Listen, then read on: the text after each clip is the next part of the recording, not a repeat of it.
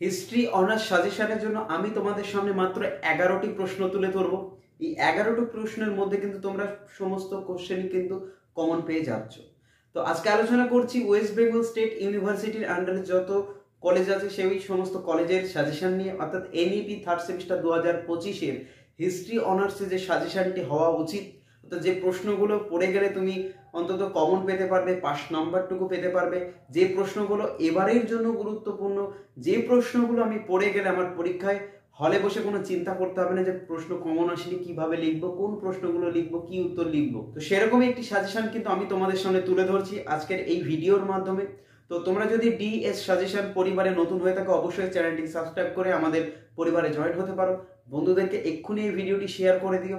আর অবশ্যই জানিও যে আজকের এই প্রশ্নগুলির মধ্যে তোমাদের ব্যক্তিগতভাবে কোন প্রশ্নটি অত্যন্ত গুরুত্বপূর্ণ বলে মনে হচ্ছে, এবং এটুকুও জানাতে পারো যে তোমরা বিভিন্ন জায়গায় টিউশনই পড়ছো, যেহেতু অনার্স নিয়ে পড়ছো, প্রত্যেকেরই একটি করে টিউশন টিচার থাকা উচিত বলে আমি মনে করি। তো তোমাদের টিউশন টিচাররা কোন প্রশ্নগুলি অত্যন্ত গুরুত্বপূর্ণ বলেছে সেগুলো কিন্তু আমাকে জানাতে পারো কমেন্টের মাধ্যমে।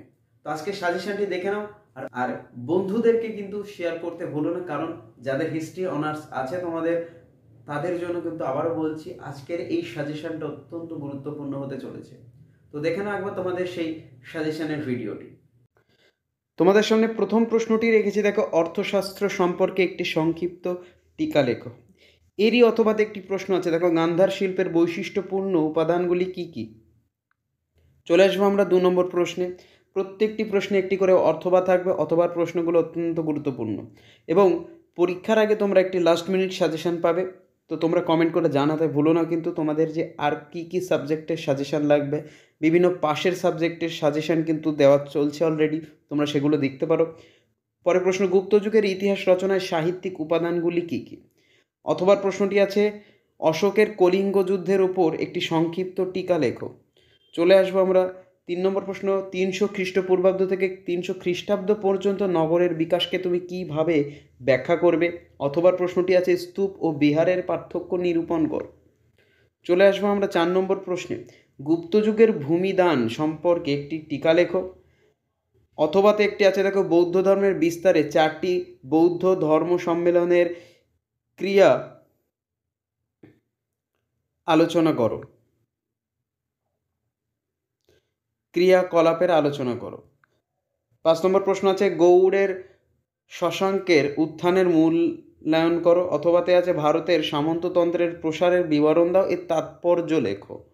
চলে আসবো আমরা 6 নম্বর প্রশ্নে, কুষাণদের সাম্রাজ্যবাদী নীতি কতখানি অর্থনৈতিক উপাদান দ্বারা প্রভাবিত ছিল।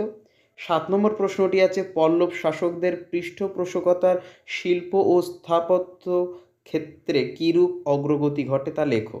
এরপরে আরও প্রশ্ন আছে, তোমরা দেখে নাও। 8 নম্বর প্রশ্নটি তোমাদের সামনে আছে, এগুলো টিকা। খ্রিস্টীয় প্রথম 3 শতকে ভারত ও রোমের সাম্রাজ্যের মধ্যে সামুদ্রিক বাণিজ্যের বিকাশ বর্ণনা করো। চলে আসবো এর অথবার প্রশ্নে, কী লেখা আছে দেখো, সমসাময়িক অন্যান্য শক্তিবর্গের উপর আধিপত্য প্রতিষ্ঠার জন্য সমুদ্রগুপ্ত কী কী ধরনের নীতি গ্রহণ করেছিল তার লেখো বা আলোচনা করো।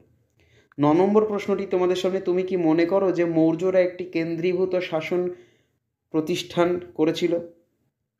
চলে আসবো আমরা অথবার প্রশ্নে, কি লেখা আছে, হর্ষবর্ধনের সমগ্র উত্তর ভারতের প্রভু বলে দাবি করা কতটা যুক্তিযুক্ত তা আলোচনা কর। 10 নম্বর প্রশ্ন এবং সাজেশনের শেষের দিকে আমরা ব্যাক্ট্রিয় গ্রিক শাসকের উপর একটি টিকা লেখা, অথবা সমুদ্র বা গুপ্ত যুগের বা গুপ্ত সাম্রাজ্যের পতনের কারণ আলোচনা করো।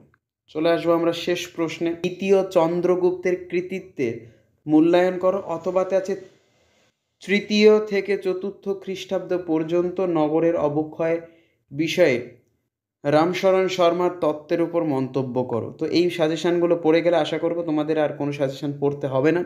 এটাই তোমাদের ফাইনাল সাজেশান হতে চলেছে। তো এই প্রশ্নগুলো খুব মন দিয়ে রেডি করে যাও। তো দেখা হচ্ছে পরবর্তী ভিডিওতে।